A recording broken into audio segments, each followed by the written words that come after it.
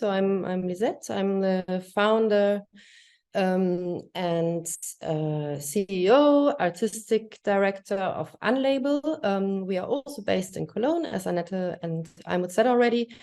And I started Unlabel in 2013. And before, I was managing a lot of European projects to support young artists for another organization. And my drive or my idea was, when I started in 2013, that I managed a lot of European projects which all had the topic of inclusion, diversity in their application, but they were never accessible for artists with disabilities or cultural workers. So, and I wanted to change this, and that's how I got to the idea that I will do it. And nowadays, Unlabel is growing constantly and quite big, but I will get to it later on. So let me see if the PowerPoint is working. Yeah. So with Unlabel, we have been advocating for the right to cultural participation with a special focus on people with disabilities on national and European level. Now over 9 years already, and our aim is always to bring people with and without disabilities together in artistic contexts and working contexts. So we provide a kind of platform through which cultural professionals with and without disabilities can learn from each other. And we develop initiatives, networks, national and EU-funded projects, which then serve a kind as best practice examples to show how inclusion and cultural participation is possible for everyone. And we are doing it, and this is quite unique. So we are always working interdisciplinary. So we are mixing the different art forms. So for example, we are working with actors, musicians, dancers, visual artists, and in most of our production, we are mixing the different artistic genres. Then, as I said already, we are quite on international level based. So we are always inviting international artists to our projects, international coaches, international experts.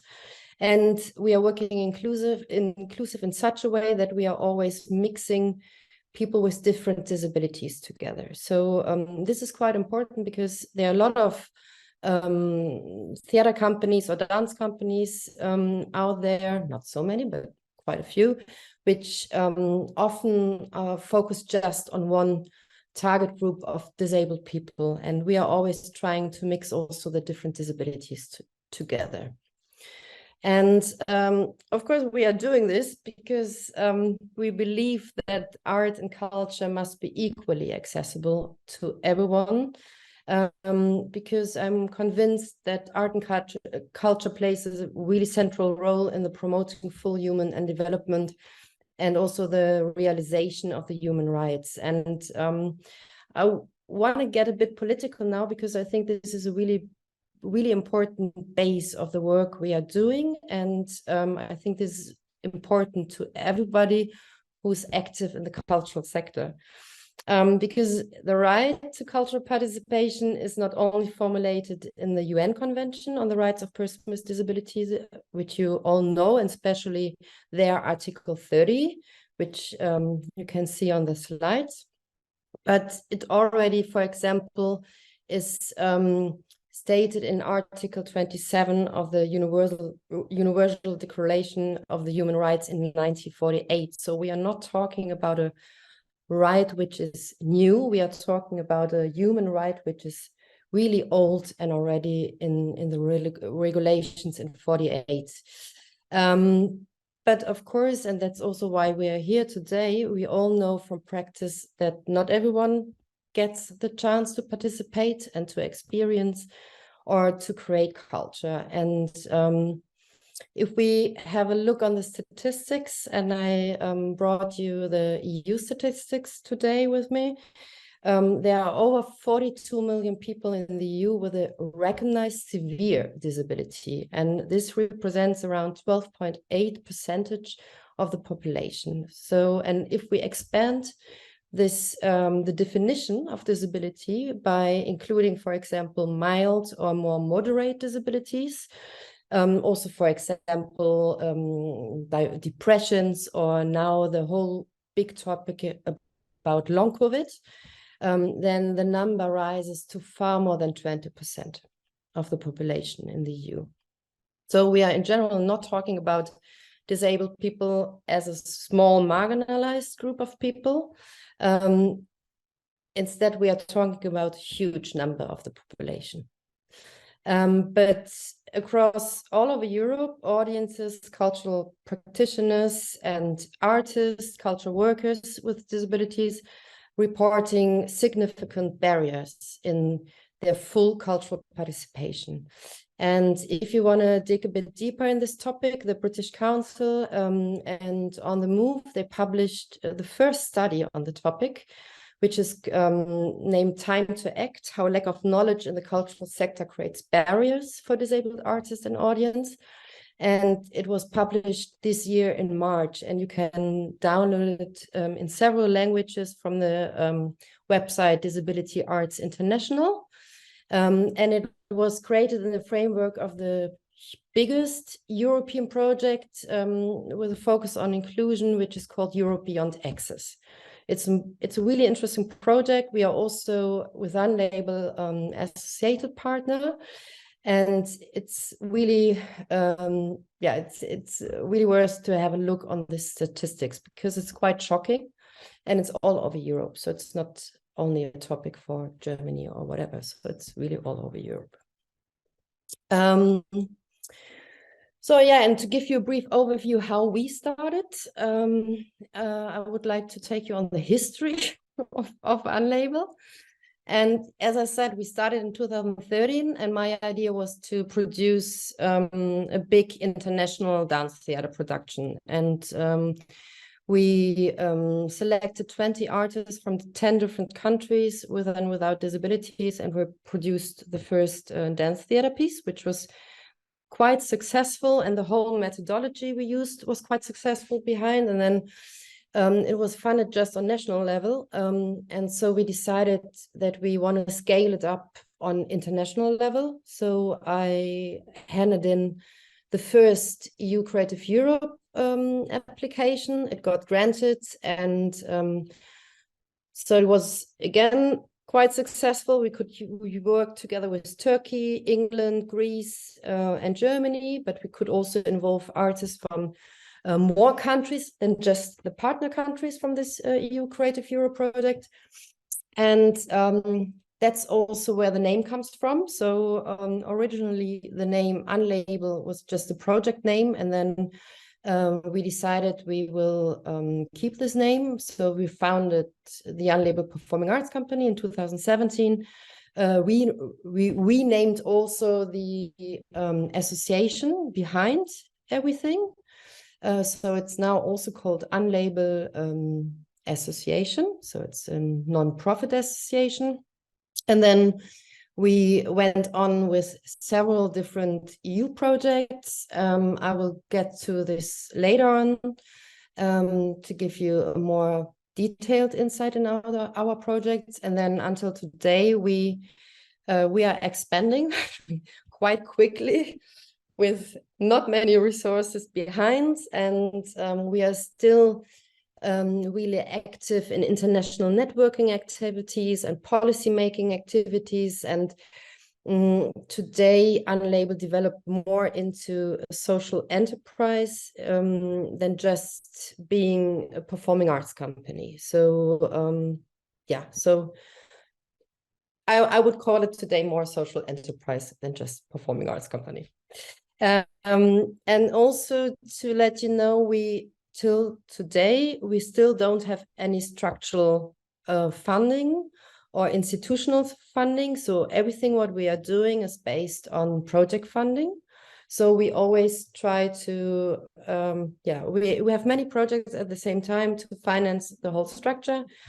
And of course, we always have to take care that we don't have a gap between the projects, because then the whole system will collapse. And of course, we are working quite hard somehow to reach the aim to get somehow a structural fund that we also will get a sustainable perspective, because this is quite energy consuming if you're doing all this and you don't have like a sustainable perspective. Yeah, and just briefly to give you an overview how our work is based today, and it's based on kind of 3 strategic pillars, I would call them. So on the one hand, we are realizing productions. We are giving a lot of workshops. We, as Annette and Almut already said, so we are running this all-in symposia together with Kubia every 2 years. And then with all these practical projects, I would call them, we offer experimental spaces in which cultural institutions and cultural workers with and without disabilities can learn from each other how inclusion works. And especially our productions are also presented on renowned festivals, and we are touring around Europe. So we have just been to Sweden last week. We just got an invitation from Hong Kong for next week, so next year, not for next week, next year in March. So yeah, it's quite interesting also to go to all these different places, and that's also how we try to work on our production, that they are really ready for international touring. Then we connect participating artists and cultural actors with a strong network. So we built a really strong European network. And I always call this network and the artists involved as first movers, because we don't have like a fixed ensemble. We are working with freelancing artists. And of course, they are also in their other artistic projects and programs. So when they are working with us and they learned how to work inclusive and more accessible, they are also passing over the vibe, the spirit, their knowledge. And so they are becoming kind of multipliers in the cultural sector for inclusion and accessibility. But we also support other cultural institutions, as well as also policymakers in their process and learning journey towards more diversity and inclusion. And to dig a bit deeper, so we work with policymakers on local, international, and of course also regional level. And we're trying really to change and adapt the current funding structure, because if the funding structure stays as it is, it is really difficult for other cultural actors, institutions to work more accessible and more inclusive. And if you don't have like an internal motivation, because it's definitely more costable, it's really hard to go in this direction if the structure behind doesn't change. So we are really trying on this policy work as well, that the structure behind is changing.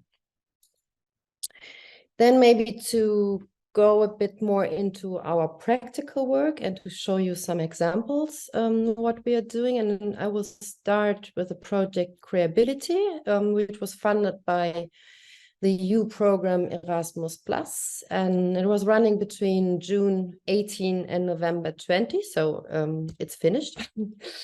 And it was quite interesting because it was a binational project. We worked together with a Greek association and also with the University of Dortmund, the TU Dortmund. And out of the experience from the former projects, we said, okay, we would like to pass our knowledge, how we are working really inclusive and more accessible. And what kind of tools are we using which are really working, practical, accessible for a wide and diverse group of people. So the question was, the starting question was, how can we reshape creative methods from the performing arts to make them really accessible and applicable to all human beings? And I wrote some examples. So for example, how can a deaf person take part in a voice-led rhythm, or how can we do a dance warm-up, a classical dance warm-up with people who are sitting in a wheelchair. So these questions we asked from the beginning, and to show you a bit the structure, how we worked. So the goal was to publish a tool book, a practical guidebook with all these creative methods. And as I said, we worked with the Greek partners together, and we had national and international workshops. So we gathered together artists with and without disabilities. And in the first, or at the starting point, we collected a lot of methods from the performing arts. And also from the different genres, of course, so from acting, dance, music. And we tested them if they are working in an inclusive group with people with different disabilities. And then we modified them and further developed them. We brought them back on national level. We tested them again with national groups of artists. And then what was really important, as I said, the university was part of it. And they monitored the whole project to ensure that the tools really met the latest scientific standards. And then we went back on international level. So after testing and developing and adapting the tools, we had another international session. And then we decided that we will take it was at that time 45 tools, and then we brought them back on national level. They got again tested with different target groups. And after this last testing, we decided to take 31 tools in their adapted version, and we published this tool book. And so in this book are 31 tried and tested tools. And what was really important, we always took care that these tools are working also in a group when you, for example, have a blind person, a deaf person, a person with mobility impairments together. Because there are, of course, a lot of tools which you can use just with, for example, blind and non-blind people. But for example, the combination of blind and deaf is already quite complex and complicated. But in this book, you can also find general guidelines and practical checklists on how to work more accessible and inclusive in the performing arts. And the target group we wanted to reach with this book was quite big, because we, on the one hand, we wanted to reach also the professional art field, but also social workers, youth workers, people who are working on a non-professional level with disabled people, educators, and to empower them and to get them engaged really to start to their inclusive offerings. And you can download this book for free on our website. It's in English and in German available. So when you go on our website, and you will see the domain at the end of my presentation, you can just go there, go under publications, and you can download it for free. Of course, we also have printing versions. So in the background of this slide, you can see the book, the final book, as a picture. Yeah, it's as PDF available and for free for everybody.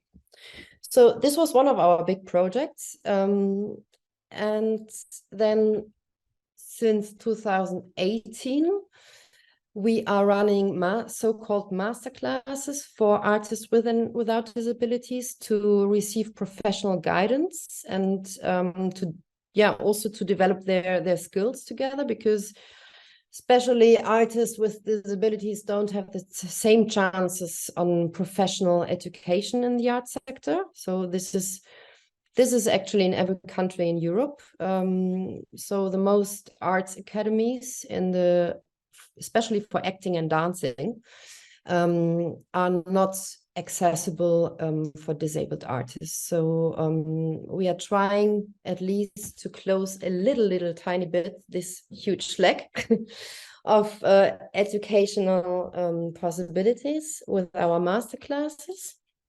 And so in our masterclasses, disabled and non-disabled artists are coming together, and the workshops are always led by nationally and internationally renowned choreographers, directors, artists, and experts, also again from the various art fields. So we have masterclasses more focused on dance, masterclasses focused more on theater, on music, video, literature.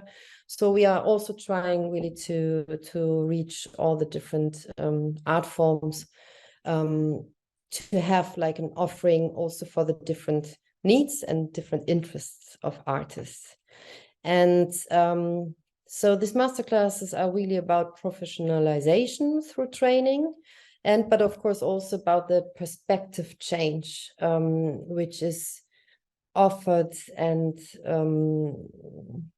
how to say it in English, which is offered but also empowered by this learning journey, what they are taking together.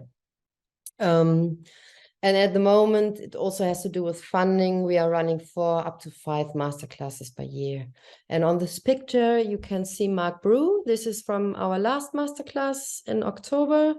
Mark Brew, he's a really well-known international director, choreographer.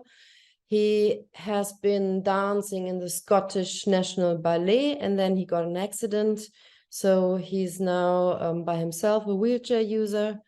And for example, he's also working with a national ballet from the German region of Hessen. So he just did a production with them. So, and he's traveling around the whole world to produce and to lead workshops.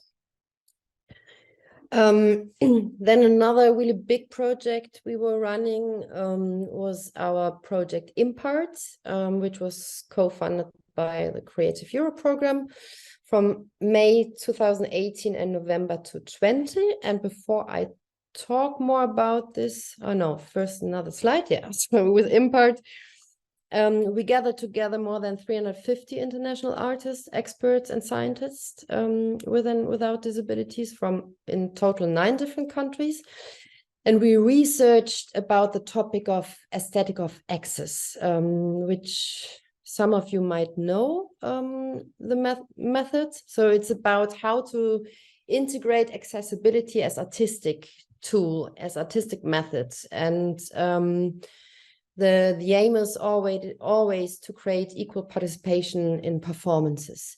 I will talk about it, but after the video I would like to show you, because I brought you the documentary, the short. It's 5 minutes.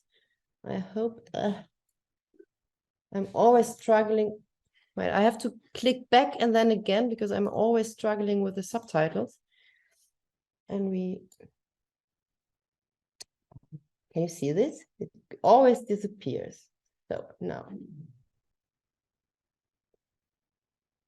The Unlabeled Performing Arts Company presents Impart. Artists with and without disabilities set new, innovative standards, breaking down barriers by transforming accessibility tools into art. We connect international artists, stakeholders, scientists and experts by hosting workshops, masterclasses, labs, symposia, summits and performances. What I can see in this project, it's like a huge empowerment process which has started. So all the artists are getting much more involved. Everybody is super reflective. They are thinking on a completely different level of accessibility than ever before. I blindly navigate. I think I'm ready. We are the prologue of silence before a touch. It was a great experience for me, a very challenging one, because as an artist you try to find the right balance of being understood and being somehow mysterious. It opened my mind and my willing of changing the way I perceive personally art forms and art creating.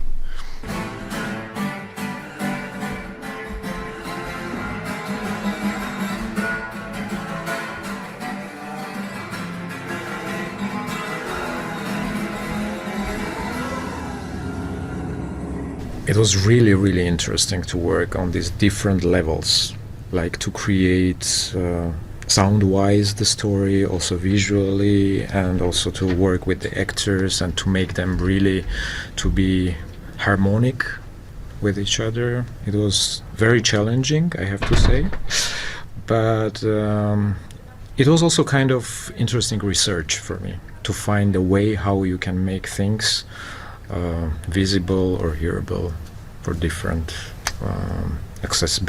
for different needs.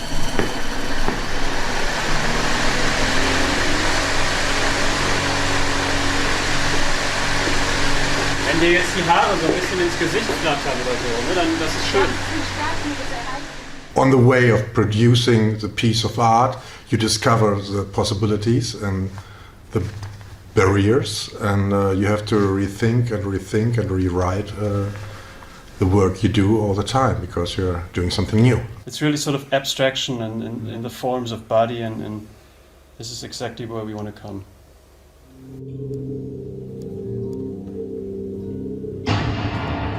I explode. I break into pieces. Fragments. Accessibility is also reaching the audience anyway, any audience. In this case we are trying to reach deaf and blind audiences in a larger sense, so accessibility is also for general audience, because sometimes you see pieces of art that doesn't touch you or doesn't make you connect, so it's also, I think, a desire. Yeah. It's more about a desire and find the strategies that makes it, but it's also very personal what art is for you, at the same time make it accessible.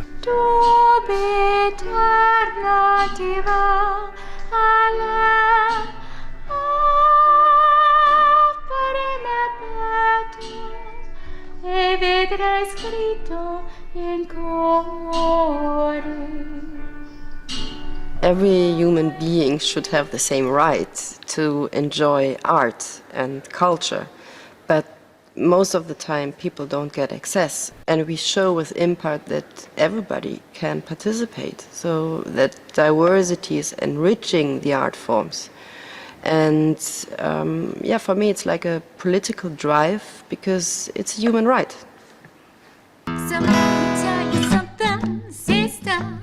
Remember your name, no twister. Gotta see your stuff again, my sister. We surely got a whole lot of time.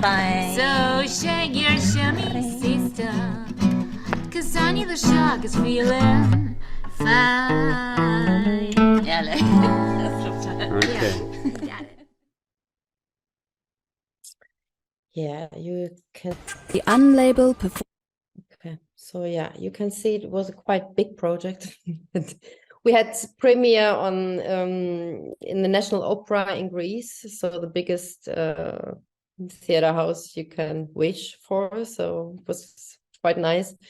And till today, at least one of the production is still touring on international, and mainly on international level, not so much on national level.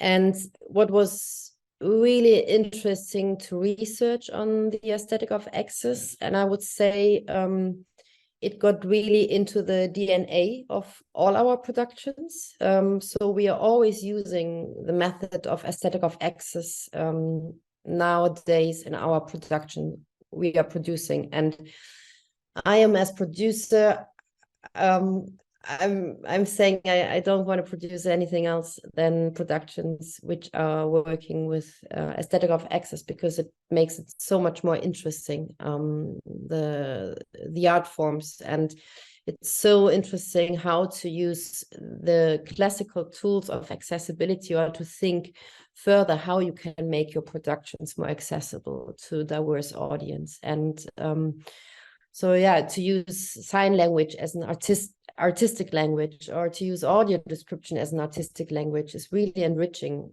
everything. Or for example, we developed, you have seen some scenes of The Little Prince, so we took the story of The Little Prince, which is, I think, known by everybody of you, and there we work with the creative captions, with a contextualization of the visuals, but we also built benches which are vibrating, and you saw the scene where the pilot is starting the engine. So especially for the deaf and blind audiences, they could sit on the benches, and when the engine was starting, the bench was vibrating, so it gave you, and it was stimulating another sense.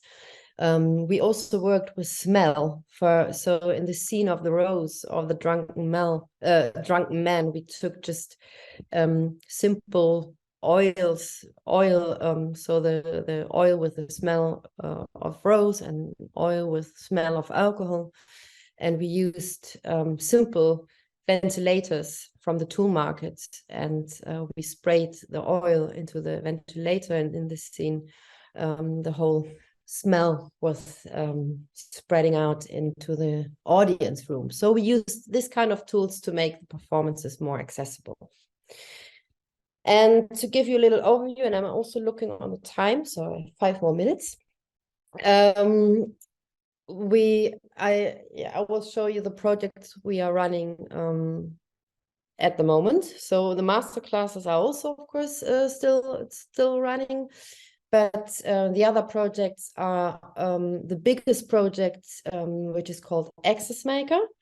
It's a 3-year pilot project, also funded from the Ministry for Culture and of our region, North Rhine-Westphalia, but also funded by a big foundation, Aktion Mensch. And there we initiated a big qualification process for more inclusion and diversity within the cultural institutions of performing arts. And we partnered up with 3 big theaters in our region. So the Düsseldorfer Schauspielhaus, which is one of the biggest theaters in Germany. Then Theater Dortmund, which is also really huge house, and a smaller theater which is focused on more youth and children theater, the Commedia Theater in Cologne. And these theaters are getting supported and trained from us, monitored over 3 years on their inclusive opening and development process, with culture workers without disabilities and experts. And this is like the main focus on this project, but we are also running 4 so-called creative labs, where we are inviting also international experts. And these creative labs are really focused seminars on different topics on accessibility, and also cultural workers, actors from other institutions from all over Germany can apply for. So we are always like around 30 theater makers from all over Germany working for 4 up to 5 days on a specific topic on more accessibility and inclusion in the performing arts. And also in this framework, we will publish several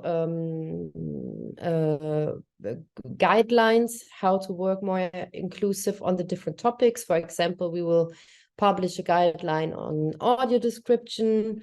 What do you need? What are the costs? Where do you find the experts? We will also publish a guideline on the aesthetic of access, on possibilities to reach a more diverse audience. So they are all in the whole topic framework, but then specialized on different topics. Then we have music and sound. This year, we started this year. Getting to the end of the year, so I'm messing up the years sometimes. So this year we started with our music and sound department, and we are building up a professional mixed-abled music collectives. And at the moment we do have two, so one jazz ensemble and one pop techno duet. And the aim is really to develop and to establish new trends in the musical landscape, in the professional musical landscape. And then another project is United Inclusion, where Annette is leading it actually as a freelancer. And this is a really important project because we are bringing the cultural funders together with representatives and of the disability scene, with artists with disability, with cultural workers with disabilities. And the question is, how can art and culture funding effectively promote the artistic activities and participation of people with disabilities? On the one hand, as creators, but also as audiences. So how the funding system really has to change. So it really goes into the structure.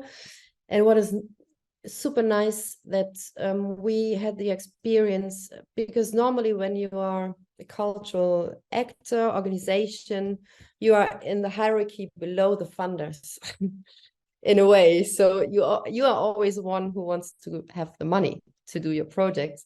And with this project, we really could become on eye level with the cultural funders, because the feedback was that they know that they have to engage more into the topic of inclusion and the support of disabled artists and audiences, but they also don't know how to do it. So with this project, we are really getting into dialogue on the same eye level, and I think this is so important because we have to see each other as partners and not in a kind of hierarchy, and we have to learn together and we have to develop it together. And so yeah, that's why I really like this project, because I think with this project we have the chance to force really a system change.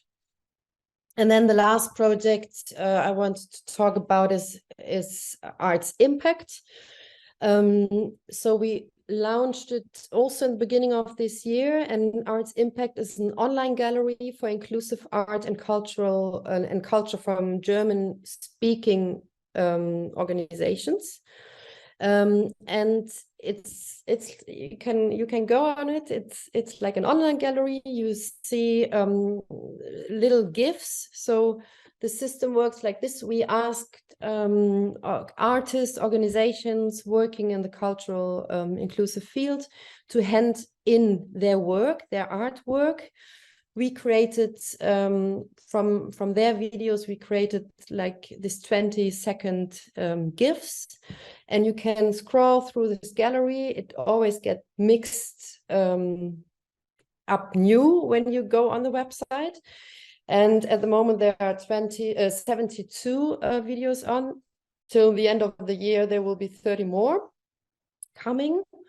And the idea was really to make like an inclusive art scene which is not so presented and represented, to give them a platform to have it also collected and to sichtbar machen. I'm looking for the English word. If Annette knows the word. Make something visible. I don't know. Visible, perhaps yeah. it's Exactly. probably it's not the right term, but everybody might make understand like an it. art scene which is not so visible, to through this platform to make it more visible. So this was the idea behind. And the work which you can find on this online gallery really presents a broad spectrum of art forms. So again, from theater, music, film, visual art, but also symposia. So there are really a wide range on things on. And if you click on the GIF, you're always getting to the web page or to the video of the artist or of the organization. So it was, also it also works as a kind of archive, of course, because you are archiving the artwork, or we are archiving the artwork, and it also works as a networking platform, because you can search for artwork, and you are getting directly to the web pages of the work which is presented over there. So these are the current projects, and then maybe quickly, do I have 2 more minutes? Quickly, yes, you have. Our general aims. You're not in a hurry. Okay. Take your time. Take your time.